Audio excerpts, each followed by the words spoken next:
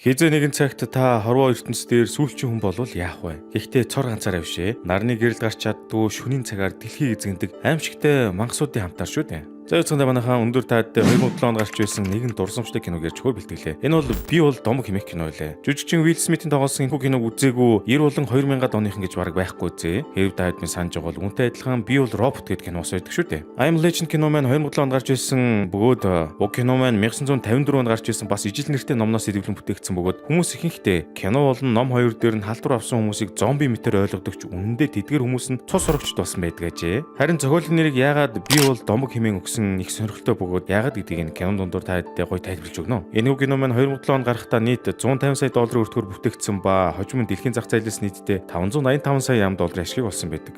Уг киноны талаарх өөр нэгэн сонирхолтой баримт бол киноны төгсгөл юм. Би бол домог кино нь хоёр өөр төгсгөлдгөөр гарч байсан бөгөөд хүмүүс ихэнхдээ зөвхөн 2 дугаар төгсгөлийг л үзсэн байдаг. Гэхдээ өнөөдөр бидний зүгээс болохоор хоёр төгсгөлийг нь хоёуланг нь ярьж өгөх бөгөөд хоёр төгсгөл нь хоёулаа өөр утга санааг илэрхийлдэг байгаа шүү дээ. Одоо ингэж хэдүүлээ цус урагчтай киногоо эхлүүлцгээе. Дээрээс нь та хэд минь киногоо эхлүүлэхээс өмнө манай сувгийг лайк болон subscribe дарахаа бүү мартаарай. Энэ удаагийн дугаартай маань Wellbe Shop хамтран ажиллаж байна. Хаврын үлрэл ирсэн чинь та хэд маань цаанаасаа л нэг ядарч сүлдаад нойроо дийлэхгүй өглөөдөө босгож үйл тамаа цайж байгаа юм биш үсттэй. Тэгвэл Wellbe Shop-ийн зүгээс хаврын үлрэлийг эрүүл эрч хүчтэйгээр давхуудтай туслах цайр болон ретинолтой хүчрэг дархлаа багцыг гаргасан байна. Та бүхэн багцаа Wellbe Shop цэгийн маань онлайн дэлгүүр болон Wellbe Shop-ийн салбар дэлгүүрүүдээс амжаад худалдан авах боломжтой шүү. Мөн эдгээр бүтээгдэхүүнүүд нь өдөрт нэг уутыг ухад зориулсан хялбар авч явахад тохиромжтой савлаатай гэдгээр онцлогтой. Бүтээгдэхүүний дэлгэрэнгүй мэдээллийг description хэсэгт линкээр орж үзээрэй.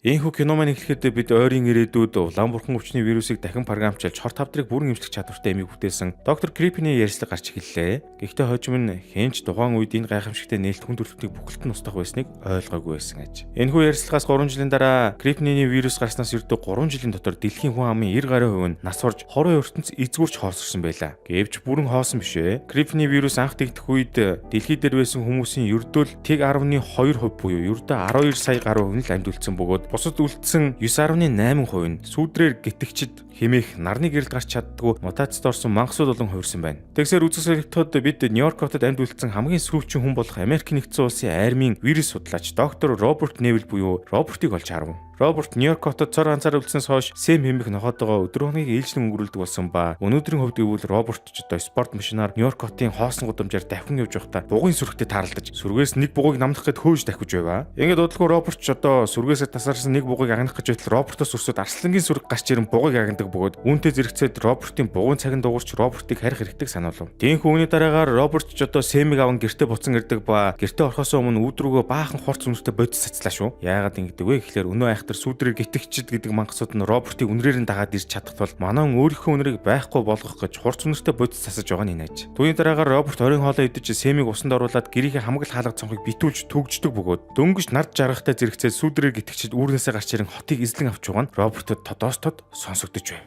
Сүудрээр гитгчид гэдэг нь нөгөө зомби шиг цус сорогч мангасуудыг хэлж байгаа юм шүү дээ. Үүний араас үзэг солигдоход вирусээр анх тархсан цаг үе гарч эхлэв. Крипний вирус янзлаас гарсны дараагаар удалгүй агаараар дамжин тархдаг болж хувирсан бөгөөд үүнээс үүдэн цэргүүд Нью-Йорк хотод хөл хорой тогтоож эхэлжээ. Энэ үед Роберт ч өөрийн эхнэр охин хоёроо дагуулan тэднийг хотоос гаргахаар болсон ч өөрөө болохоор эндээ үлдэж эмчилгээ болтол байхаар болсон байв. Гэвч яг энэ цаг үед Робертын сууж явсан машиныг халдвар авсан хүн ирж мөргснөөр Роберт цочин нойр нөсөс ирэв. Иймээс Робертын дахин нэг өдөр эхлэхэд манай хүнч дасгалаа хийсний дараагаар гэрийнхээ зойрон лаборатори руу орон Крипний вирусын эмчилгээг хайсан хэвээр л байна. Роберт одоо хүртэл найд руу алдаагүй бөгөөд өөрөө энэ вирусээс дархлаатай учраас цусаа ашиглаж янз бүрийн эмчилгээний аргыг туршин үзээстэй байгаа юм. Тэгсээр Роберт маань хамгийн сүүлийн туршилтынхаа харахнуудыг шалгаж үзэхэд нэг харах нь сайжирсан байгааг олж мэддэг ба шинээр гаргаж авсан элдсээ өөр хүн дээр туршиж үзэхэр боллоо шүү. Үүний дараа Роберт Сэмиг дагуулan кино түрээсийн газар очлоо. Роберт хэдийгээр гав ганцаархан 8-д үлдсэн ч гэсэн өөрийгөө аль болох эрүүл ухаантай байлгаж галзууруулахгүй тулд дэлгүүрт байдаг манекенуудтай өдөр болгон шахуу яриад байл яах вэ? Тэгснээс болоогүй кино түрээсийн газарт байсан эмэгтэй манекеныг маргааш заавалч асуун масуун ч гэх шиг хөөрхий эрүүл ухаантай байх гэж хамаг байдгаа хичээж байгаа нь харагдаас те. Тиймээс үүний араас Роберт цэцэрлэг түрээлэл рүү явж хүнсний ногоо цуглуулсан дараа нь эзгүй байшингууд руу орон хоол хүнс хайн явж байлаа. Тэр үеэр Роберт орсон байшингийнхаа эзэдийн цогцуудыг олдог бөгөөд энэ гэрийн нөхөр нь ихнэртэй 100 сарын баяраар бэлэг болох гэж байсан хүүхдийн өрөө өнтрийг нь олж харж байгаамаа. Тэгсээр Роберт машиндаа шатхуун хийсний дараагаар усан зөксөл дээр очин радиогоор өөрийнхөө бичлэгийг цасж эхэллээ. Тэрэн дээр нь ингэж байгаа юм. Намайг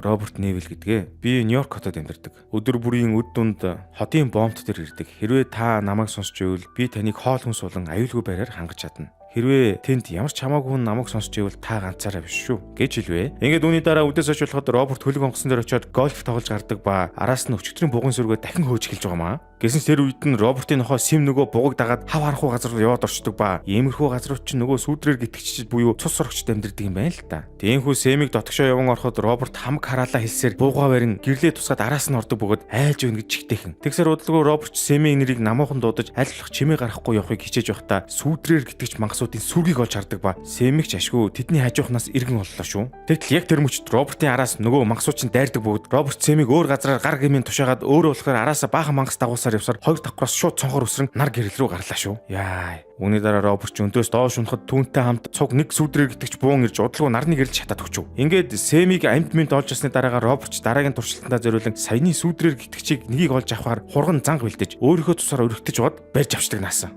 Тэгтэл яг тэрний дараагаар өөр нэгэн сүдрээр гитгэгч байшингаасаа бүр шатан барин байж гарч ирээд Роберт руу архиж гардаг бөгөөд энэ нөхөр чинь өөрийнхөө сүргийг захирдаг альфа юм байна л да базарван гэж. За түүний араас үзэгсэлтүүд Роберт барьж авсан сүдрээр гитгэгчээ лабораторид авчран шинээр гаргасан юмээ туршиж үзлээ. Гэсэн ч туршилтын үр дүн Робертын хүсэж байсан шиг гардггүй бөгөөд өнөө барьж авсан эмэгтэй сүдрээр гитгэгч нь гинт таталт өгч байснаа зүрхэн зогсчихв. Тэгэхдээ Роберт барьж авсан мангастаа эм тарьж зүрхийг нь буцаан цохилуулдаг бөгөөд өөрийнх нь гаргаж авсан элдэс үйлчлэхгүй байгаад баг зэрэг тийрлээтэй чаавас. Үүний дараа Роберт туршилтын өнөө барьж авсан туулаагаа тусгай шилэн хаалтын цаанд байрлуулж араас нь ажлын өрөөндөө ороод видеогоор өдрийн тэмдэглэлээ бичиж эхлэв. Үүн дээр Роберт тэр өдрөө хэрхэн үхэнгээ алдсан талаараа ярьдаг ба мөн сүдрээр гитгэгчийн альфа яагаад гинт гарч ирэн түүн рүү архирсан талаар ярьж гарав. Учир нь Гриффины вирус халдвар авч хувирсан хүмүүс нь оюун чадвар нь буурдаг тул өөрт нь ямар нэгэн байдлаар үс санах юм уу уурлаж байх ёсгүй юм байна л да. Тэгсээр ахин үзэг сэрэгдэхэд вирусын улмаас Нью-Йорк хотыг битэмжилж байсан үеийг Роберт тэр шөндөө иргэн зөдлөв. Машиныг нь халдвар авсан хүн мөрсний дараагаар Роберт эхнэр охин хоёрын хамтаар нүүлгэн шилжүүлэх төв дээр очисон боловч хот хаагдах гэж байгааг дууссан бүх хүмүүс хотоос гарах гээд бөөн алаан болж зам энтер нь хаагдаад машинаар явах аргагүй болсон байлаа. Тэгэхээр нь Роберт ч өөрийг нь хамгаалж байгаа цэргүүдээр зам гарган алдарт Бруклиний гүрний дэрэгдэх нислэг тэрэгний зогсоол дээр хурж ирдэг ба цэргүүд ч тийшээ хүмүүсийг оруулахаас өмнө хүүхэн харааг нь шалгаж халдвар авсан хэсгийг нь баталгаажуулж байжээ. Тэгсэн энэ үед Роберт болон охин хоёрын шалгалтыг давсан ч түүний эхнэр нь халдвар авсан байх магадaltaй гэж гарч ирдэг ба тэгтэн Роберт ч одоо том цолтой хурандтай болохоор шалгаж байсан цэргээрээ дахин шинжилгээ авах болж эхнэрийг оруулчихж байгаамаа. Ингээд Роберт ч одоо эхнэр охин хоёроо нислэг тэргэнд аюулгүй хүрэж өгсөний дараагаар тэдэнтэй салга ёс хийдэг ба энэ үед Робертын охин ч дөнгөж гөлгөрөө байсан Сэмийг Робертод өгч үлдээж байгаа юм. За тэгсээр үүний араас үзэг сэрэгдэхэд Роберт өглөөс ирэн дахин нэг өдрийг эхлүүлдэг ба өдөр болгон хийдэг зүйлсээ ягштал хийж Сэмийг аваад дахин хатгаж гарлаа. Гэсэн ч энэ өдөр Роберт замдаа явж байхдаа өдөр болгон очдог кино түрээсийн газартаа орж ярьцдаг нэг манекен замын дунд байхыг олж хардаг бөгөөд үүнээс оч Роберт галзууртлаа уурлаж нөгөө манекеноор чинь буудаж муудад алж өглөө. Тэгтэл яг энэ мөчид Роберт ч одоо хин нэгэн энийг авчир тавьсныг ухаардаг бөгөөд удалгүй энэ манекен занг болохыг ойлгосон атлаа явж очиод тэр занганд ороод хөлөөрөө осноос дүүжлэгдээд ухаан алтчихв. Яа бүтгэхгүй нэрээ.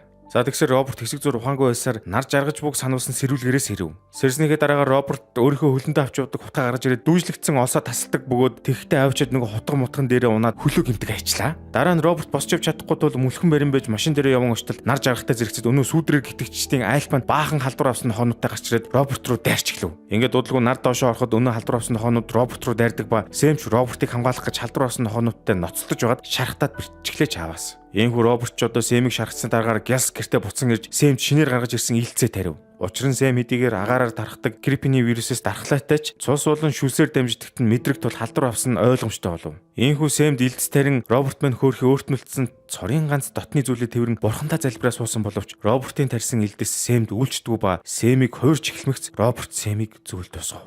Яасан хэцүү арга вэ? Үүний араас өглөө болоход Роберт Сэмийг цэцэрлэг түрээлтэнд оршуулдаг ба дараа нь ойр ганцаараа үлдснээ ойлгон амар ихээр гашуудаж ганцаардаж эхэллээ. Ямар сайндаа л нөгөө кино түрээсийн газарт очингуудаа эмгтэй манекен энтертэй ярьж өгөөд өөрийгөө аль болох сатааруулах гэж үзэх вэ дээ. Тэгсээр дараагийн үйл явдал гарч эхлэхэд орой олж нар жаргасан ч Роберт гэртээ хараагүй явж идэг бөгөөд өөрийнхөө өдөр болгон очдог нөгөө бомб дээр ирсэн явж ив. Тэгсэн удалгүй Роберт дээр баахан сүдрээр гитгэж мангасууд хурч ирээ түүнийг алах гээд үстэл тэр нь үнэндээ Робертын тавьсан занг байж таардаг бөгөөд сүдрээр гитгэжтийг гарч ирэнгүүт нь Роберт машиныхаа хэд ягаан туяг ясааж нөгөө мангасуудыг чинь үгцгээ гэж хашгираад мөргөж эхэллээ.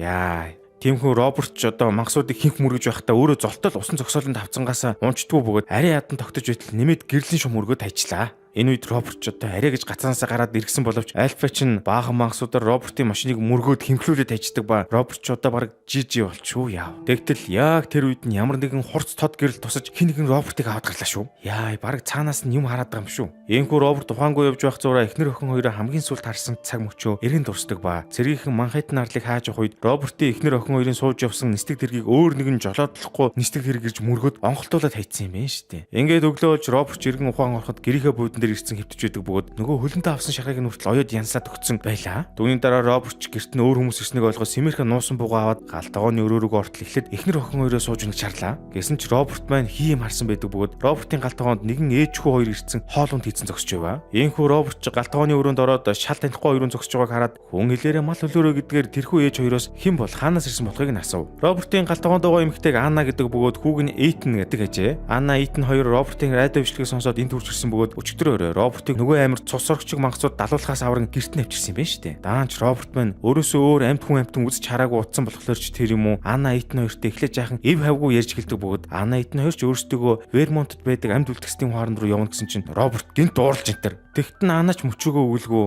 тэнд нээрэнгээс амьд үлдсэн хүмүүсийн клон байгаа. Вирус хүүтэн тест чаддгүй гэж хэлтэл Роберт бүр амир тэрч бүх хүмүүс өгсөн ямар ч амьд үлдсэн хүмүүсийн клон байхгүй. Гэт тавхтай хоолмол аваа шидчихвэ. Ингээд өөрийнхөө гаргасан муухай ашинда бантангуудаа Роберт ч уучлаарай. Би чиний сая хийсэн бэконы чууг нь хадгалж байсан юм. Би дээшийг гарч яах унтчаад ирье гэж хэлээд яваад өг. Түүний дараагаар Роберт дөрөнд ороод цагийн сайханд Велби шопоос авсан хүчирхэг дархлаа вакцийнхаа цайр болон ретинолыг уугаад унтаад өглөө.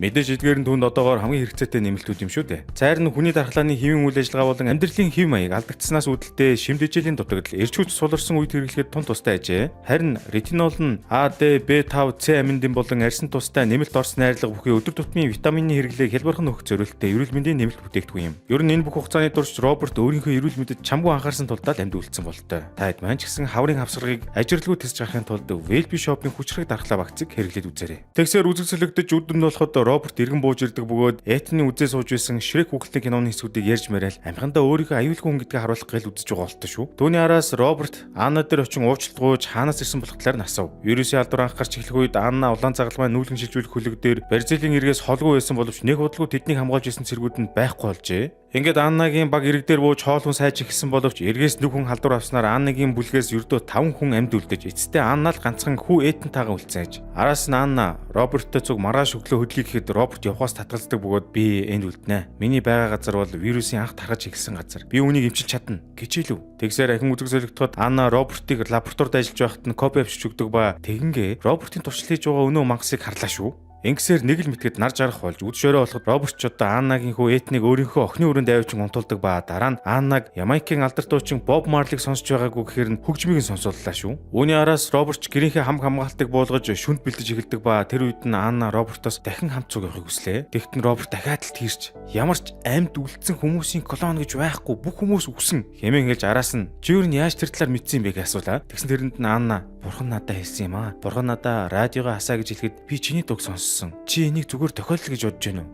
Гэдүүдэг насаа. За энэхүү яг энэ мөчөд нөгөө амар сүудрээр гитдэг мангасуудын чимээн гарч эхлэхээр Роберт Аннагаас чи өчигдрөөрөө намайг авчрахдаа үнэр дарагч бодис цацсан уу гэж асуудал. Анна одоо юу гээл Роберт чиг тэр талаар мэдчих явав дээ. Ингээд Роберт цонхон дээр очиод гадагшаа харж үзтэл нөгөө амир махсууд чинь Робертын үнрээр олоод ирсэн байдаг бөгөөд зүгээр сүргээр Роберт руу дайрч идэг насан. Энэ үед ч Роберт Аннаг Этэн рүү явуулж өөрөө болохоор сүудрээр гитгчдэг саадуулахын тулд гэрийнхээ эргэн тойронд байрлуулсан хэдиягаан туяануудаа асаатал цаадуулан зүгээр зүгдэж байгаад унгаад тачдаг насан. Үүний дараа Роберт ч одоо гэрийнхээ урд байрлуулсан тесрэг бодиснуудыг дэлбэлж тэднийг устгах гэж утсан ч нөгөө махсууд чинь Робертын гэр рүү дэлбэлтээс үссэн нүксвээр нь орж ирээд Роберт руу дайрч эхлэв. Ялангуяа нөгөө сүргийн Альфа Робертыг бүр зууж авч мухаад алж өгдөг бөгөөд Роберт ч Альфатай хэрэндээ бас үдэлцээд байгаамаа. Иймхүү Альфаг гаргасны дараагаар Роберт дээшигээ явмартал Анна Этэн хоёрын байсан өрөөрөө нөгөө мангасууд орж иж байдаг бөгөөд Роберт ч одоо Анна Этэн хоёрыг авч доошо лаборатори руугаа дагуулan орж хаалгыг төгжөв. Тэгтэл энэ үеэр Роберт өөрийнхөө хамгийн сүүлд гаргаж авсан элцэн өнөө туршилтын сүдрээр гитгчдэр үйлчилж эхэлжсэн байдаг бөгөөд Роберт үүнийг харчаад сүдрээр гитгчдэд би та нарыг эмчилж чаднаа. Та нар өвдсөн байгаа гэж хэлсэн ч цаадуул нь Робертийн үгийг сонслох улам дайраад байв. Тэгэхээр нь Роберт эд нартай хэл амаа ойлголцохгүйгээ мэдэж Анна Этэн хоёрыг нүүрсний агуулга руу оруулдаг бөгөөд тэгхдээ нөгөө эдгэрч эхэлж байгаа сүдрээр гитгчийн цусыг тэдэнд өгөв.